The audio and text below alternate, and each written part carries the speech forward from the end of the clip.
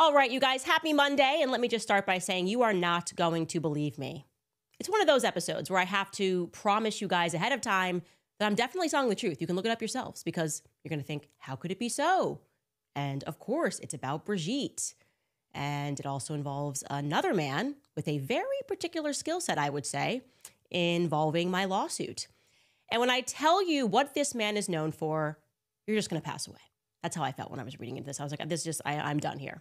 Also, Dan Bongino is in the news. He is the deputy director of the FBI. He was trending over the weekend for sending a tweet that essentially was signaling that he saw something in the deep state that has scared him, and everyone's wondering what it is. I have an idea of what it might be, so let's just go ahead and say the quiet part out loud. Welcome back to Candace.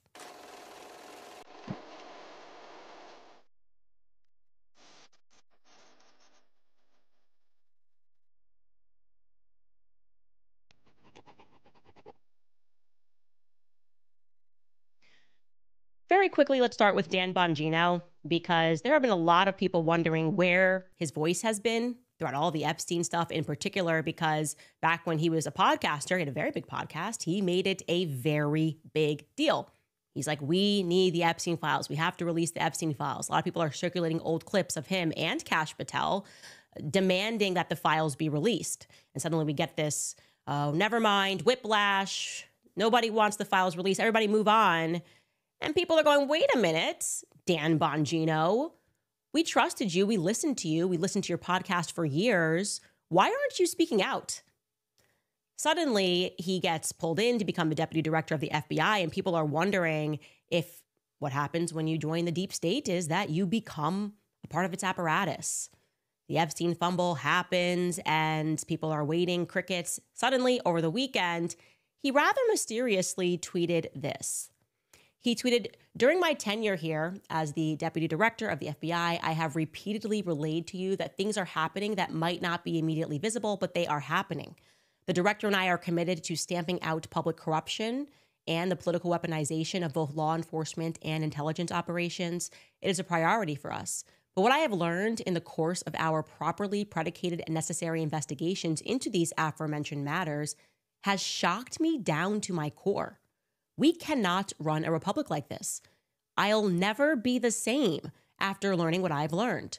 We are going to conduct these righteous and proper investigations by the book and in accordance with the law. We are going to get the answers that we all deserve. As with any investigation, I cannot predict where it will land, but I can promise you an honest and dignified effort at truth, not my truth or your truth, but the truth. God bless America and all those who defend her. Respectfully, Dan. So what is it that Dan Bongino has learned or Dan Bongino has seen as a part of his investigations that have shocked him to his core, that it's made him come out and say, I will never be the same again? Me and my team were debating it, different directions. They think maybe it has to do with his investigations pertaining into the Russian collusion hoax. There's some indication of that. He retweeted an article pertaining to the Russian collusion hoax shortly thereafter. 2016 intel report regarding the Kremlin preferring the GOP over Dems. And now it says, that's not the truth. But is that really going to shock him to his core? If you find out that the deep state lied about Russian collusion, which we already know, is that enough to make you go, I will never be the same after learning this? No, we know they lie. We know they lied about Hunter Biden's laptop, right? And a bunch of them signed on and said, it's totally Russia. It's Russia's fault. It's always Russia's fault. Yeah, we get it. If all else fails, blame Russia. I am hoping that he's just going to come out and be like, hey, the world is run by sexual deviants. They're in our government, this government, everybody's government has got them. Because that's kind of what makes the most sense for me, especially in the context of everything that we're learning about Epstein and this huge cover-up, Ghislaine Maxwell, what's going on in France, Brigitte Macron, Emmanuel suing Candace Owens because she's getting close to finding out what exactly. Perhaps that all of it's really connected, Epstein, Brigitte, Ghislaine. Suddenly the world seems to be dialed into that fact, and things are reaching a bit of a fever pitch, which brings me to a really crazy story, you guys. Obviously, we are globally viral. Everyone is watching the Becoming Brigitte series from here to Tokyo and everywhere in between, trying to figure out what on earth has happened. What on earth has that woman said in Tennessee that has caused the sitting president of France to sue her all the way in the United States? What's going on here? Well, in France, obviously, Brigitte is hitting the ground hard, or sending people out, rather, to hit the ground hard and basically try to spin why it is that they're doing this, right? The French press is obviously terrified to speak about this issue in any way other than signaling that it's a conspiracy. And Brigitte had someone close to her, close to the office, a man named Eric Dupond-Moretti, speak on her behalf about this case. He has declared this to be a state issue, right? This could potentially bring the French Republic to its knees. And that is what he is communicating in this interview. He's sitting down with the journalist, and it's like, why would you sue this podcast in the United States? Well, just so you know, he's about to clarify, this is a state issue. And he comes up with this utterly demented logic as to why it's a state issue. I'm not going to read his entire back and forth. You can find it on Xavier Poussard's X, but I'll read you a portion of it because it's quite funny, actually. This is his theory. He's sitting down with Sophie Nomeyer, and she says to him, "You make the connection with Candace Owens, who herself is known for being a far-right blogger." Eric responds, "The reality is that the man named Poussard will export his rumors across the Atlantic, and it's Candace Owens who will gather them. And not only will she gather them, but with unimaginable firepower, she will spread them." Sophie asks, 7 million subscribers. Eric says, 7 million subscribers. And what we see, and it's probably a coincidence, is that first of all, she supports Marine Le Pen against the president of the Republic. She said, "I don't understand why the French didn't elect Marine Le Pen. Whatever. But above all else, she is close to Marion Maréchal." Now, for those of you guys who don't know who Marion Maréchal is Marine Le Pen. That's her niece. So Marine Le Pen is the person that Emmanuel Macron ran against for president. And he is correct. I think way back when it went down, when he was running, I did say that French should elect the conservative, because I'm a conservative. Anyways, he's now going, her niece, Marion Maréchal. Candace knows her. And so Sophie asks him, "How do we know?" And Eric replies, "Because Marion Maréchal, in reality, is going to have Candace speak at a right-wing convention that she organized in September of 2019. Marion Maréchal, her account, forgive me, is one of 98 accounts that is followed by Owens. Maréchal invited her followers to follow Owens, and then they make the Charter pilgrimage together after Owens converted to Catholicism." Sophie's not following him. He's like, "Okay, I don't understand. You're saying that Candace spoke at a random convention in Paris. Marion Maréchal was there. They follow each other on social media, and Candace converted to Catholicism. What does that have to do with anything?" And now he's mentioning the Charter pilgrimage, which is, I did that Catholic pilgrimage. This is true in France. This is when he explains. She says, "What do you mean, Eric?" Eric responds, "I mean that they know each other very well. I mean that they see each other, that they are close to each other. And I believe you see, madame, that there is no such thing as chance in life. As Paul Eluard said, there are only encounters." Okay, so he goes on to explain how through the Charter pilgrimage, somehow, because Marion Maréchal was apparently also on this pilgrimage. Now, I did not talk to her. I did not speak to her. It was like 26,000 people marching. And apparently she does it every year. I did it once after I converted to Catholicism, and I hadn't seen her or spoken to her or heard of her since 2019 when I met her at that event. But he's connecting the dots that Russia is somehow involved in funding the end of the French Republic through the Catholic Charter pilgrimage because they want to collapse Emmanuel Macron and install Marine Le Pen, and they want to end the Republic. Yeah, it's totally demented, okay? But more demented is who this person is himself, okay? Who Eric Dupond-Moretti is himself. Because you need to understand, this is not casual, okay? He is publicly representing that he's working with the U.S. attorneys that are suing me to help this investigation, and he is not an average lawyer, okay? Eric Dupond-Moretti, this signals that Brigitte is bringing in the big guns. He is the former Justice Minister of France, okay? So think of that as like the Attorney General of France, handpicked by Brigitte herself. And when she handpicked him, it caused outrage all throughout France. And if you want to know why, It's because, like I said at the top of the show, Eric has a unique skill set. In other words, the cases that Eric takes on as an attorney, the cases that he tends to intervene in, have a common theme. I'm going to briefly tell you about just a couple of these cases. You can look him up independently. I'm not painting a picture here. This is crazy. The first one is known as the Manouche affair. Okay, the Manouche affair refers to a man. His name was Dennis Manouche. He meets a young woman when he's young as well, a teenager. Her name is Lawrence. They decide they're going to get married and begin a life together. They immediately start having some children, okay? Now, Dennis Manouche is a very skilled engineer. He climbs the ladder at an automobile company and he becomes a senior executive. Him and Lawrence have 5 children. And I'm going to make it very easy for you because I'm going to put together a chart so that you can follow the story. They have 3 girls. Virginie, she's the eldest. She's born in 1981. And then they have Betty, and they have a daughter named Samantha. They also have 2 boys. Their names are Tony and Dimitri. You can keep this up, Skylar, as I keep talking, just so they can follow this. Okay, so Lawrence, his wife, apparently, she just loves to spend money, okay?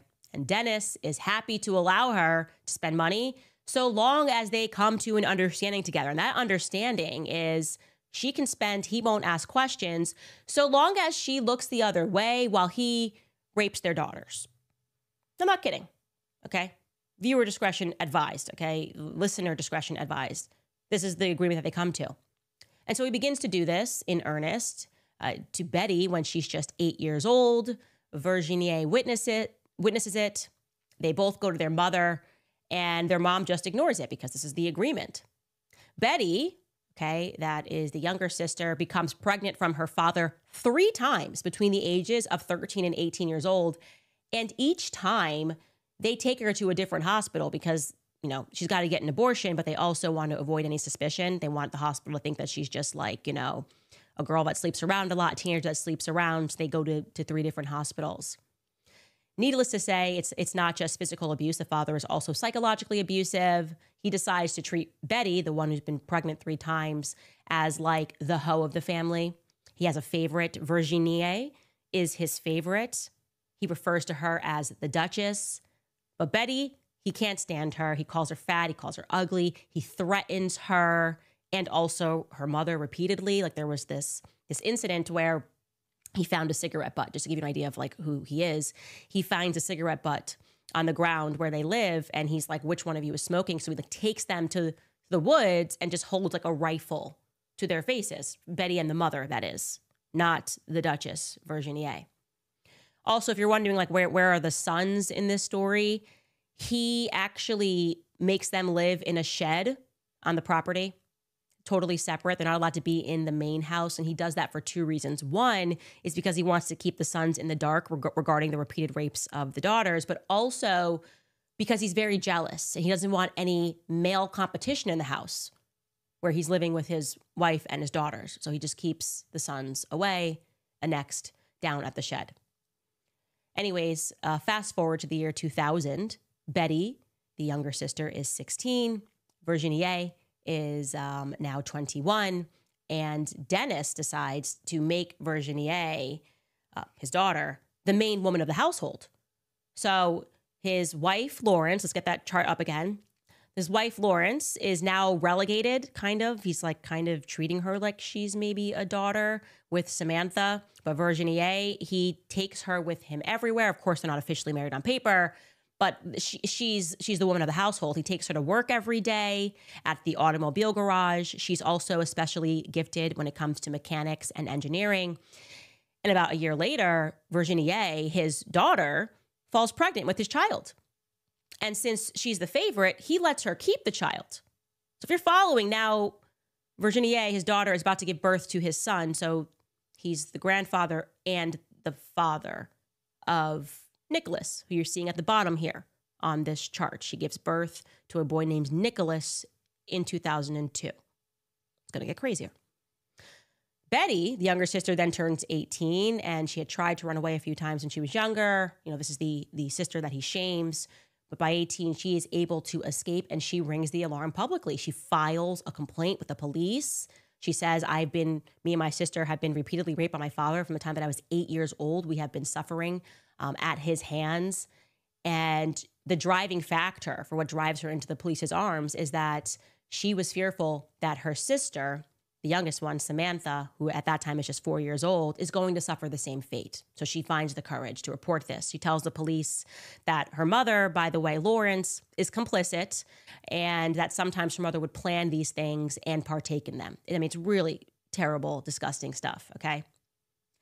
Suffice it to say that Dennis and Lawrence are of course arrested, the mother and the father, and they are imprisoned until 2004, when their lawyers are able to secure their release until after the trial and the sentencing. And guess who gets brought into his legal team? Okay. Eric Dupont Moretti, guy who thinks I'm like colluding with Russia and taking instructions while I'm on a pilgrimage. Now, Dennis is his client. The father is his client. Dennis is a bit of a psycho, you might imagine. Despite being released and given instructions that he has to stay away from his daughter, he violates that because he just wants to be around Virginia. He's a little obsessed with Virginia, and he immediately begins asserting control over the family again. Now, if you're Eric, this isn't good for the lawyers unless you come up with something, a way to refashion what is happening in this family, right? And Eric Dupont Moretti is up for the task. Him and another lawyer that he's working with, Hubert Delarue, begin to spin everything that's happening as a tale of, wait for it, happy incest. Yeah, he is known, by the way, this guy Eric, as an ogre in France, the ogre of France. Because of this, he spins it as happy incest. He explains to the daughter that they need to get behind this idea, right? We're going to sell to the court that you guys are a happily incestuous family. This is all consensual. So eventually the parents are sentenced to 8 years in prison for their crimes, but Eric Dupont fights for their sentences to be reduced in the appellate courts. He does this by getting Betty, the sister, to backtrack on her allegations. She suddenly is telling the appellate court that she was simply jealous of her sister, Virginie. She retracts her earlier claim of the father having raped her and instead says that her father and her sister, Virginie, were incestuous consensually. Now, I should also mention that this is all taking place in Amiens. Yeah. Sorry, guys. Amiens, yeah, where Macron was born and raised, and where Brigitte Macron was born and raised. They are the appellate court that is holding this trial that Eric Dumond is trying to convince about happy incest anyways. And he's looking at this court, and he explains to the court that this is actually a case of extraordinary love. Extraordinary love. I'm wondering if this is going to be part of the tactics that are used when Brigitte and Emmanuel come here for their case. Extraordinary love. That's what they told. We did learn, actually. They were an extraordinary case. It was a teacher and the student, and this was so compelling and extraordinary. Anyways, let me not get lost here. It works. The sentence is then reduced consequentially during the appeal trial in Amiens to just 5 years in prison, 3 of which he had already, which were suspended, Dennis Menachet had this suspended. His wife gets 1 more year than he does, which is kind of crazy, but that's because Eric Dupont Moretti also worked on this idea that really the wife is the one we should really be mad at because she wanted this relationship to take place. Now, if you're wondering why it is that Betty changed her story, it's because Virginie, her sister, begged her to, and her sister begged her to because it was the only way that she was going to get custody of her son back. Yeah, throughout all of this, they took Nicholas, the son. And Eric and the lawyers are saying, well, I want to see your son again. Virginie is going to Betty, and Betty is like, please. And she's like, please, Betty, just change your testimony. I just want my son. I love my son. And so Betty agrees to do it. She acquiesces. This is going to be according to her own testimony later. Years later, Betty writes a book called It Wasn't Love, where she recounts specifically how Eric Dupont was a special kind of demon. I'm paraphrasing here, but he's the one that helped to craft this narrative of consensual incest. It was him. And she is outraged by the fact that he is now going to become the Justice Minister of France. Now, if you're wondering about what happens thereafter to Virginie, it turns out that Eric maybe had it wrong. The incest was actually not that happy. The story ends quite tragically. After being allowed to return to Virginie, thanks to the Amiens appellate court, Dennis is being judicially monitored, and Virginie reports that she is fearful and terrified of her father, fearful that he has it within him to kill her. Fast forward to September of 2014, and Virginie works up the courage to leave her father with her son, Nicholas. She escapes, and Nicholas is her motivation. He's older now. She does this through a private organization that helps people that are impoverished plan their escapes. Thereafter, her employer, somebody that she works at the garage with, decides to help out. His name is Frédéric Piard, and he houses her and her son.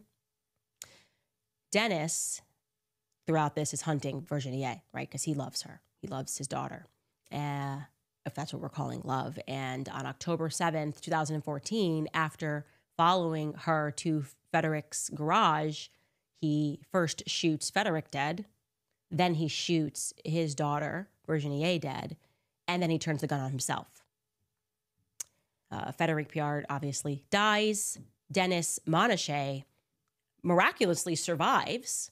It's a botched suicide attempt, but then he is disabled. Years later, he appears at the new trial, now this time for a double murder. He's in a wheelchair. He's speaking through a type pad. I mean, how's that for happy incest? But you do have to imagine Betty's surprise when she learns years later that that lawyer, who she felt had really masterminded this whole happy incest thing in Amiens, was selected by a couple from Amiens, no less, to become the Minister of Justice for the entire country of France. And not only that, but while he's the Minister of Justice of France, similarly, Emmanuel Macron, remember when Emmanuel Macron gave that Legion of Honor award to Patrick Buey, the person who worked on Brigitte's face? Well, he also gives a Legion of Honor award to, and we have a picture here, Hubert Delarue. There's the Minister of France buckling it onto him, putting it onto him, the lawyer who worked alongside Moretti to come up with the happy incest. He gets one too. Everybody gets a Legion of Honor. Everybody that gets a Legion of Honor that's doing good stuff for, I guess, the aims of the Macrons. Now, again, like if you are a person, you might be thinking, oh, the list could just be one case. That's what defense attorneys are supposed to do. No, you're like way off, okay? It's never that when it comes to Emmanuel and Brigitte.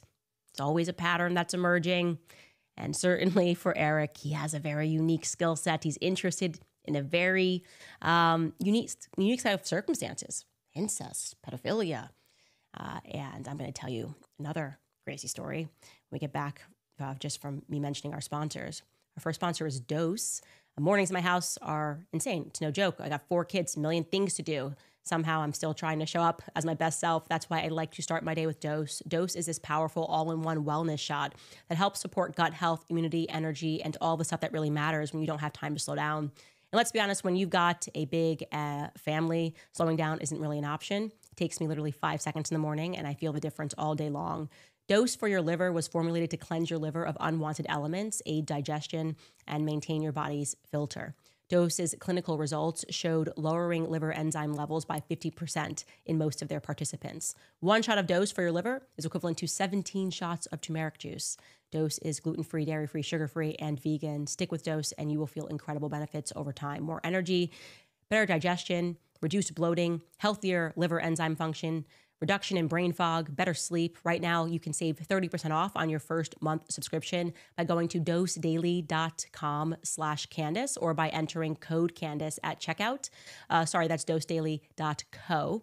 Again, that's dosedaily.co/Candace or by using code Candace for 30% off your first month subscription.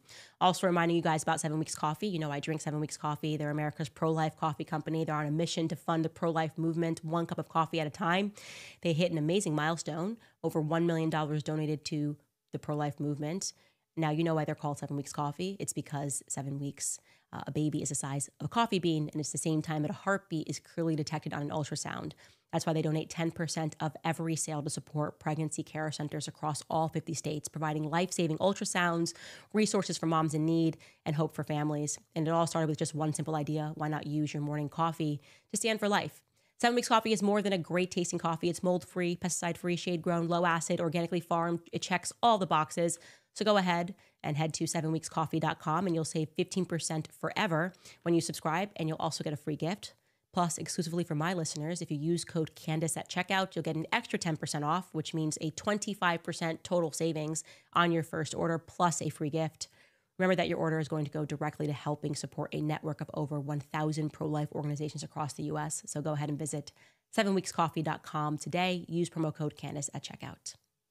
Okay. By the way, what's really funny about this, starting this episode, is that someone in the chat, definitely one of like Brigitte's minions, Brigitte's dragons, it's like, you're going to talk about the Outreau case. I hadn't even gotten to that case, actually, because there's just so many to choose from.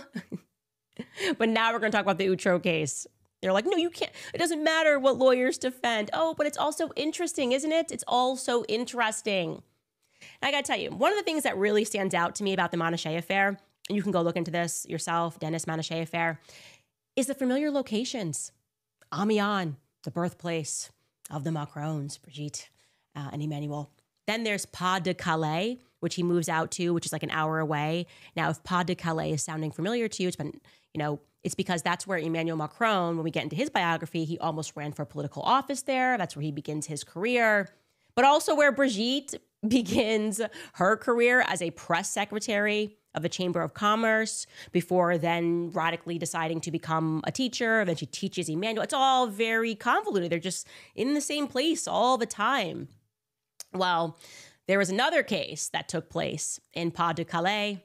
And I think this one, we're just going to go ahead here and pull up the Wikipedia, not get too much into the weeds here. But yes, the Outreau case refers to a criminal case of pedophilia, which took place between 1997 and 2000 in Outreau. And again, that's Pas-de-Calais. And it tells us here it was a long investigation which revealed an extensive pedophile network. Around 40 adults have been accused and around 50 children were potentially victims. Now, this wasn't just your average pedophilia because it was also incest. And it tells us that the trial took place in 2004, a criminal trial court in Pas-de-Calais, where 12 children were recognized to be victims of rape, sexual assault, corruption, minors, and pimping. 10 of the 17 accused adults are then sentenced to prison. But then there was this appeal trial that took place, and 6 of the 10 accused adults were acquitted, right? 4 of them not even having appealed, it says. 4 having not even appealed, and yet they were acquitted. Who could have done that? Guys, it's Eric again, this guy. Oh, my Eric. Eric again. And not only did he get some of these adults acquitted, he also then did the most press. Like they tried to like make these documentaries to make it seem like, oh, they were all, yeah, some of the parents were guilty of doing these things to their children. But, the other ones really were just swept up in all of it. If you scroll down, by the way, Skylar, to this Wikipedia section, go to the child victim's viewpoint, because I want to read that. When you get down there, it's like, I know it's pretty long because there's a lot happening. Here we go. The child victim's viewpoint here. It says, with the 2023 release of a television series about the case on France 2, one of the victims, a child of the main family of the case, named Jonathan Delay, called for a boycott. He alleged that the series constituted media manipulation by presenting adults as being the first victims of this affair. The series does not show that certain children, including Jonathan Delay, remain convinced that some of the acquitted were in fact guilty. It goes on to read that during the hearing, the behavior of Eric Dupond-Moretti, lawyer for the Outreau acquitted, and later the French justice minister, is also called into question. According to a rumor that reappeared during the France 2 series, he terrorized a 7-year-old girl who, out of fear, urinated on herself. Now, I'm going to let you know that his name is familiar because it's also in Becoming Brigitte, the book written by Xavier Poussard, and he tells the case about what Eric Dupond-Moretti did as we talk about this orbit that just is around the Macrons. And actually, Eric Dupond-Moretti was denounced virulently by psychiatrists for his method. So what happened was they got all these adults, they were guilty, and then he went in to question the children, right? And yeah, an expert psychiatrist named Gerard Lopez, during a hearing at the National Assembly, said this. He said, quote, "You know that Mr. Dupond-Moretti questioned a 7-year-old child in Saint Omer for 6 hours. He questioned a 7-year-old child for 6 hours, and he found that child's testimony to be inconsistent. This is what changed the Outreau trial. Remember that this was a case in which all of the children were recognized to be victims. All of them, 12 out of 12. So you see, a guy like Dupond-Moretti should not be tolerated. I'm an expert and he does not scare me. I've been an expert on the assize of courts for 30 years. But imagine a kid, imagine little Delay, who's been through horrors, with this bear, Eric Moretti, yelling at him, and the president saying nothing at all." End quote. Yeah, like I said, you can go through all of the cases that he decides to intervene on, and the arguments that he makes and how he makes them and how he gets to that and how he gets these sentences reduced and gets people off. Now, in case you're like, Candace, this is kind of weird. Like, they're pedophilia, incest. Well, but at least we can say about Eric Moretti is none of these cases involve transgenderism. I'm kidding. Of course, there's cases that involve transgenderism. Right now, there's one going on. You can look this up. It's involving this Korean kid, Joachim Son-Forget. Joachim Son-Forget. Well, that's his old name. Now his name is, her name is Ava Forget. Long story short, I'm not going to get in details here. This is a Korean boy who's adopted by a Frenchman named Bernard Forget. And his adopted father right now is being accused of raping and sexually assaulting minors. Now, why is that relevant? Because Joachim, when he was Joachim, was working with Macron. He's got pictures with Alexander Benalla. He was considered, like, I guess in the context of America, we would call it like 30 under 30. This genius Korean kid who was very much involved in the campaign, had a huge political future. Well, now he's Ava, and these are allegations. We're not going to get too deep in it, but he's calling out Eric Moretti. He's calling out a network of people that he says know some stuff, know about stuff that's happening in France. So what are we to make of all of this? What are we to make of the fact that it just seems too impossible of a task for the Macrons to find someone to represent them, to be around them, to fund them into office that does not have a story or defending a story, a person that involves these themes? I feel like they're laughing at us. I feel like this is like kinky for them. Like this is like an exhibitionist sport. Like they want to get caught. They just want to see how far they can push the envelope. Why would you then make this guy the justice minister? Is there nobody else available in France? And yeah, people rioted because of his track record here, but now you're involving him again in this case in America, and you have the audacity. You have the audacity to put in your filing against me. How dare she imply that our network, the syndicate, what is the exact verbiage, Skylar? Oh, Owens supported these claims of violence and criminality with statements that the Macrons are surrounded by criminals, pedophiles, an extraordinary syndicate. Yeah, I would say the people that surround you are extraordinary.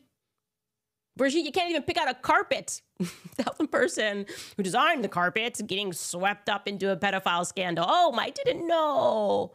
Oh, merci beaucoup. Oh, I don't know what's going on. I just didn't know. I had no idea. It's just everyone around us. It's not us. I don't know. Everyone around us is involved with these themes. And what's going on? Oh, okay. Yeah, I mean, yeah, sure. He was 14. Now we're saying 15. We're in the law for lawsuit's sake. When you guys were first running, you said 17. Then it went down to 16. Now we're at 15. I think with this lawsuit, we're going to get you to 14 because that's the truth. Yeah, sure, Candace. Yeah, whatever. He was on stage. He was so beautiful. This boy, he was so intelligent. Yes, I fell for this boy who happened to be 14, and it's weird. Whatever. But no, me? No. There's nothing weird about me. Nothing weird about my wig. That's what they're doing. right now. And it just feels like a form of exhibition. It feels disturbing, and it's gotta be like, he must like the attention. I was asking myself this question. I was going, okay, you get away with it, right? You're a teacher. You mac on your student. You're so disgusting that his parents move him away. You admit that in a lawsuit. Why would you admit it in a lawsuit, right? You get away with it. You marry this kid who becomes an adult, and you marry him at this weird ceremony, which we haven't even covered that. We'll have to get that in our series 2, in our second season of this. Why then aspire to become the first lady? Like, what's that? That's what I mean when I say it's like there's something about this that has to be kinky for them. Because if you got away with it, wouldn't you just like disappear and be like, yay, I got my student? No, they're like, nope, got to be the first lady. And I need to be worshipped. And now I need to sue. And I need to be so funny when I sue that I have Eric Moretti doing the rounds, being like, this is ridiculous. Even though he like literally involved himself in cases where it wasn't even a question. It's like, yeah, no, this actually was pedophilia. This absolutely was happening. And it's in the same region that Macron and Brigitte grew up and started their careers. But nothing to see here. Candace is deranged, unhinged. No, there's nothing to see here. I don't know. What do you guys think? I think I don't know. I just think we're pulling out a thread and a lot's about to be revealed. And maybe Macron wants it to be. Like, maybe Emmanuel Macron wants it to be. Maybe, like, there's something masochistic about it for him. And he wants it to be revealed. He wants people to know. Like, he's like, I don't know. We're going to see, though, obviously, because I am positively thrilled about this lawsuit. And I do want to say this to Claire Locke, Tom Claire doing the rounds on CNN. Is the money worth it? I got to ask that question. I think it's fair to ask that question. Like, I don't personally, like, I'm looking at everybody sideways in France that's involved with this couple. I'm not looking at Tom Claire sideways. I know what this is. You're American. This is about the cash for you, right? You're making a lot of money doing this. But at a certain level, is it worth it? You know? Like, if I'm a lawyer, there has to be cases that I say I'm not going to get involved in. And when you look into this story, and I know you have watched every minute of this series, and I know that you are aware of how many people just keep oopsie falling into pedophilia scandals that are surrounded by the Macrons, and I know that you are aware of how old Macron was, despite what she's telling you. Is it worth it, Claire and Locke, to have this be your legacy for a little bit of money? Because it's going to be your legacy. We're going big here, right? I'm not backing down from this. You know I'm not going to back down from this. How do you look at your kids at night? What are you protecting? What are you fighting? I just wish people didn't have this attachment to money. And I guess it's because I don't. Like, I would rather literally die than defend a network like this. I would rather die than take phone calls, as Eric suggested. He said he's working with the legal team in the U.S. He's aiding their investigation. I would rather die than take a phone call from Eric, personally. Like, we are not working together on anything, you little weirdo. Like I said, go through his Wikipedia. Go look at all the cases he involved himself in. Who is this guy? Who is this guy? And why is Brigitte selecting him to get involved in this case? You ask yourself that question. We don't know the answers. All we can do is ask questions. All they can do is try to shut us up. Anyways, it seems like he is very much trying to move the goalposts now. He's out there, and people are tagging me like, well, Macron says that France is going to recognize a Palestinian state. Oh, look at me. Yeah, right, guys. Come on. Now that you're seeing all these people do this 180 that are saying we're going to recognize Palestine as a state, first and foremost, Macron was pulled up through the ranks by the Rothschilds family. The Rothschilds family created the state of Israel. Macron has absolutely no power to do anything that the Rothschilds do not want done, okay? He is not recognizing Palestine as a state. He is signaling that, well, you know what? Netanyahu's almost done. That's what's happening. So people are pretending like they staked a moral position in this at the very end of this thing, pretending like they're committed to peace and that they're going to do the right thing to change the conversation. No, okay. If you have not figured this out yet, Macron is not in control of anything. I mean, when Trump was asked about Macron even saying that he's going to recognize the Palestinian state, Trump accurately said he has no power. He has no power. He's never had power in his entire life, okay? He just hasn't. And so do not take that as a sign that he's doing the right thing, or that anybody who's talking about, oh, we need to have peace in Palestine and this needs to come to an end. It means that Netanyahu is almost done with his ethnic cleansing and they're just trying to save face. And no one wants to save face more than Emmanuel Macron, who has embarked on a fight over here in the US, that is not going to end well for him or his husband. That's the reality of things. Anyways, want to get into some of your comments here. Oh, we are almost at 80,000 people watching live. What do you think? Is it just keep happening by accident? Could it be that everyone around you is kind of involved in this thing, but you just are surprised every time? Could it be that you handpicked Eric and it's just because he's a fantastic lawyer? I just want to see what you guys think. First, going to tell you about Pure Talk. How many times have you been told if it ain't broke, don't fix it? That's great advice for most things, but not so much for a cell phone. Over time, a phone's battery life fades. We know that the processor can't keep up, and it's been dropped one too many times. On top of that, fortunately, thanks to Pure Talk, your cell phone company is something that you can replace. When you make the switch to Pure Talk this month, they will give you a Samsung Galaxy A36 for free with a $35 qualifying plan, just $35 a month for talk, text, data, and a free Samsung phone with scratch-resistant Gorilla Glass and a battery that lasts all day. All on America's most dependable 5G network. Supporting companies like Pure Talk is a win-win. You win by cutting your cell phone bill in half. They win by hiring more Americans and helping more veterans. To make the switch in as little as 10 minutes, go to puretalk.com/Owens to get your free phone today. Again, that's puretalk.com/Owens to switch to my wireless company and America's wireless company, which is Pure Talk. Also reminding you quickly about American financing because costs are, in fact, on the rise for everything. Gas, groceries, home repairs. If you're a homeowner, you've probably thought, should I maybe call American financing and try to refinance and pay off this credit card debt? And then you maybe stop yourself because you're enjoying a low mortgage rate. But the reality is that that low rate means nothing if you're drowning in credit card interest at 25% or more. There is math on that most people don't want to face, but it is indeed costing them thousands. Here's the truth. If you're only making minimum payments, that debt is going to follow you around for years. That's why people are calling American financing because they're saving customers an average of $800 a month by using their equity to finally break free from credit card debt. You owe it to your family to see what's possible. There are no upfront fees. There's no pressure. It costs you nothing to find out what you could save every month. And if you start today, you may be able to delay 2 mortgage payments. So don't wait any longer. Call American Financing today. The number is 800-795-1210. Again, that's 800-795-1210, or you can visit americanfinancing.net/Owens, americanfinancing.net/Owens. All right, guys, here's the thing. People in the comments are like, they do call him Eric the Ogre. I'm not kidding. He does look like an ogre. He's probably going to sue me for saying that. He's going to be like, that's defamation. I'm not an ogre. I just do ogre-like things. Here is the thing, Eric, because I know you're watching. You said you were going to investigate me, but I investigated you first.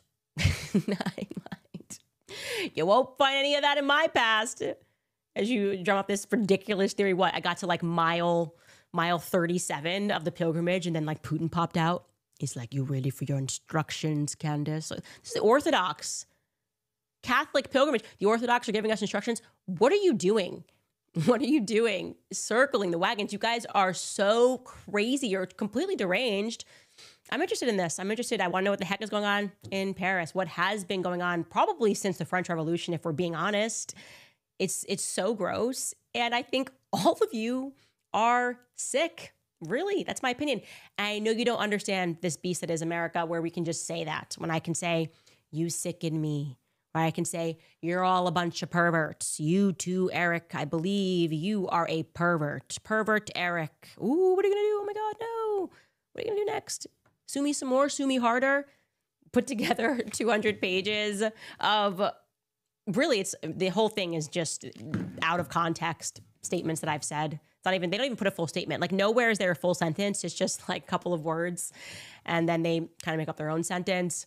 I'm looking forward to this. I want to talk to you about your interest in these specific cases that you take on that all happen to be in very familiar towns and departments of France. Anyways, let's get into some of your guys' comments.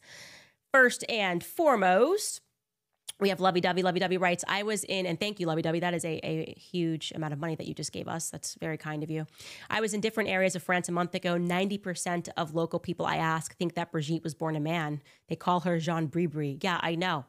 They hate me because I made the case bigger. But let's not forget they're not suing Xavier Poussard. My series is based on Xavier Poussard's reporting. And the reason is because this filing was just meant to be PR. They were trying to stop the thing by putting together a ridiculous filing, accusing me of all sorts of things I didn't do, all because I just told the truth about their past. Like I just told you the truth about Eric. What's he going to do? Like, you can look this up on Wikipedia. I'm sorry that that's the cases that he's interested in. I don't know. He's carved out a very particular niche. Rose Kisiel, by the way, also thank you. That is a huge donation. God bless you and may the truth continue to come to light. Christ is king. Indeed, Christ is king. And if you are a liar, you must hate his kingship because it represents truth. Will Wallace writes, I'm also a sponsor. I'm going to sponsor you right into winning this case. We have to let the world know not to mess with Americans, especially our women and children. Thank you guys. And we have seen this just definitely an uptick in donations. People that are like, take our money, want to help you fight this case. You know, I always want to be, if I ever come to you and I say I'm putting up a GoFundMe and I need the money, I want to make sure I really need the money, you know. And right now, we're obviously looking and shopping with lawyers. We do not really need the money at this moment. It's very early on, but I know that the process is supposed to be the pain, that they want to drag this out. I can't see them wanting to make it to discovery. I just don't see that happening. I think they'll fake kill Brigitte first. Like they'll be like, oh, Brigitte passed away from stress because of what Candace did. Oh, nobody can talk about her being a man anymore because Brigitte's gone. You know, this is terrible. That's what I'm more likely that would be the conclusion. I feel like that's way more likely than them going through discovery. Right? Maybe I'm wrong. I don't know, but that's my instinct anyways. Yeah, I mean, obviously supporting us, signing up on the website, all of those things, it's how you can support us. And also I want to feel like I'm giving you something back. So that's why I say go to CandaceOwens.com so you can join the book club. If you want to join the book club, it is amazing. We're beginning the Assault on Truth next week. But for those of you guys that give, I'm just incredibly blessed and grateful to all of you guys for recognizing the fight. Tim Morgan writes, to help with legal fees. Love you, Candace. $20. Thank you, Tim. Supreme Steve writes, I hope you legally kick Brigitte right in his phantom balls. I actually don't, in my honest opinion, I don't know that he's had his balls removed because of that notorious bathing suit picture. Basil Beshkov writes, let them eat fromage. Contraband, Zyra writes, they're trying to flex, but no poker face, keep going. Will writes, a lot of trolls in here. Can't be that many people asleep on Candace. Must be Macron bots. Yeah, in the live chat, they were like, how dare you discuss what Eric Moretti is bravely defending? Don't even think about it. It would be so wrong of you to discuss it. Hey, you investigate me, I'm going to investigate you right back. I like investigations. What did he expect? Come on. What he's doing? Come on. Luke Casley writes, I noticed my husband, who often shakes his head at my conspiracy theories, is engrossed in my copy of Becoming Brigitte. You are truly changing minds one truth at a time. Guys, I always say this, but I'm grateful, but this was the courage of Natasha Ray, Amandine Roy, and of course, this work that was done by Xavier Poussard in presenting this trove of evidence, years of his life they dedicated. Xavier Poussard and I, you know, we're like friends now. When that theory dropped about Putin's instructions in the Charter pilgrimage, we laughed so hard. I said, this can't be real. And I had a call with him this morning, and, you know, we're not done here. In fact, this is just only making me more interested. And now the whole world's paying attention, and I don't want to let the whole world down in the same way that you didn't want to let, Dennis down, pervert. The Gen Z Compass writes, God bless you, Candace, for your tenacity. It's commendable. People are watching from Nigeria. Love that. West African countries such as Burkina Faso have been battling French media and their propaganda. Thank you, Africa. You guys are always looking out. You guys have been actually watching the show. You guys have been Standuses for a while. I got to get out there. I got to do an African tour. But yeah, there is a lot that is being uncovered here. Anwar writes, Macron just recognized a Palestinian state. They obviously did this to distract from your reporting. Just tell Macron that you'll lay off of his husband if they force a ceasefire and aid in Gaza. It won't matter. Like I said, I think that this was all planned, what's happening in Gaza. The plan is close to being over. We have obviously Netanyahu on camera saying we need to hit them so hard that the Palestinians can't go home. And that's what they've done. And so now they're all going to pretend, in Trump included, that, oh, well, now it's about we're going to establish peace after we've already ethnically cleansed the region. And essentially it looks like a controlled demolition happened here. Now we're going to say we're ready to move on, and we're going to move in Israelis and turn it into a beach town. And let me just say this. It is incumbent upon us to teach our children what happened there. It is incumbent upon us to not allow the media, not allow their textbooks to try to delude them into thinking that what happened in Palestine is because of October 7th. We were not going to let the memory of the hundreds of thousands of people that are missing in Palestine be forgotten. This is now like a word of mouth thing. And any person that decides to vacation at that eventual beach town that Israel will be controlling, the venom that we should direct towards an individual They will be the filth of our society. A person that is invested, that visits, that posts a photo of them chilling at a beach in Gaza that is now controlled by Israel. They deserve our venom into perpetuity. Like I am disgusted thinking about that eventual predicament that we know is coming. And we are the ones that are going to be in control in looking at those individuals like they are the absolute filth of our society, because they are. They are. That's the reality. Lastly, moderator Marzi writes, Brigitte reminds me of Jill Biden and Kamala Harris. She craves power and control over the masses. It's scary narcissism that puts people's lives in danger. Yeah, particularly Macron's. We're going to have to sell free Emmanuel gear, because I don't think that was the first time he got whooped by Brigitte in his life. And we are still investigating. By the way, I want to say this to you guys. If you live in France and you know something and you would like to share it, you can email us tips@CandaceOwens.com.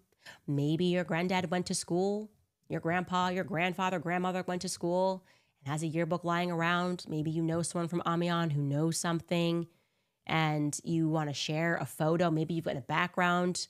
Could it be Brigitte?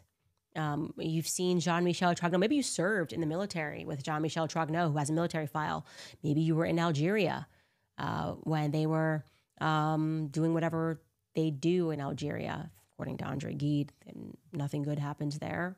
Self-admitted pederast who Macron is apparently a fan of, included him in the portrait, his book, in his presidential portrait, because again, they're laughing at us. It's like an exhibitionist sport. But yeah, send us any tips at CandaceOwens.com. Wow, this person just gave $200 and didn't even put their name, just EVA.